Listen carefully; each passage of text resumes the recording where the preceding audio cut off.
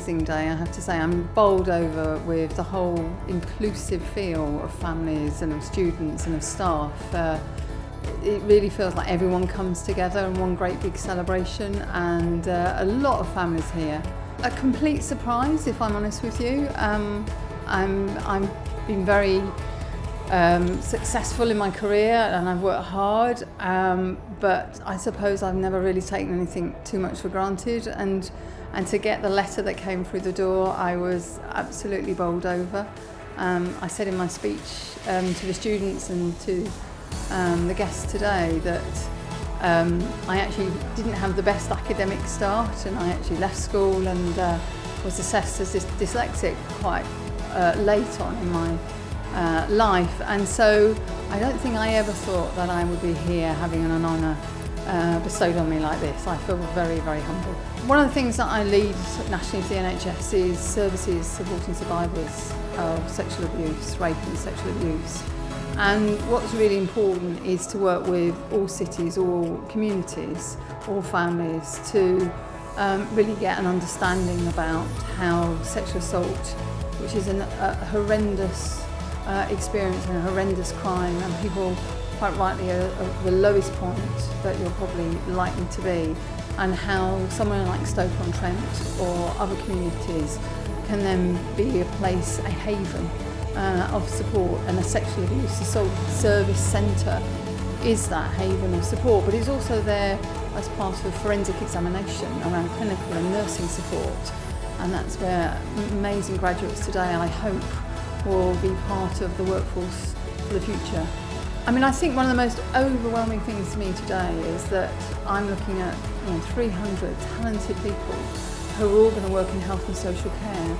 You think, wow, the NHS has got a great future when you've got many people coming into it and really thinking carefully.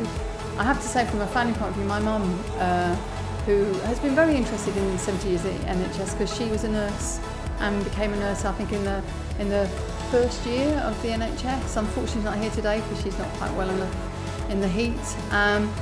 So I've had a real influence on why nursing, why healthcare is important, not only as part of being a giver, but also what that means as a receiver. And you're often receiving that in crisis, and you're often receiving that at a time where you want that care and consideration, and we've got to keep that in the NHS. And as well as the right skills, we've got to get people that really just want to be there for people as well, and I think that's what I really like about this university. And what advice would you give to those graduates who are beginning their careers? I would say get as much experience of different parts of the workplace, of life, as you can, because actually it's a really big employment sector, and actually you might start somewhere but it might lead you to somewhere else. So I'm working particularly with the healthcare needs of offenders and men and women and children and people in prisons and secure centres and police custody and sexual assault in armed forces and the veterans. Not easy areas necessarily, but so much that is really inspiring to work and get out of bed for. I think there was an award today for a lecturer who people wanted to get out of bed for. I often say, be in a job that you want to get out of bed for, and I think that's really an important thing, but get as much experience and sponge it all up.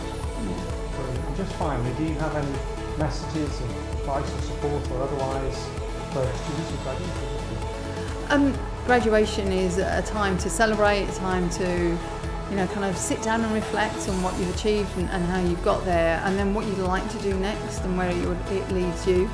But I do think you need to do lots of things in life to have a real kind of rounded experience of this. I think one thing about a degree and a graduation is it's there for life, and it can open doors for you many decades later as well that you don't expect. And so in that respect, take your time, but also be dead proud of what you've done.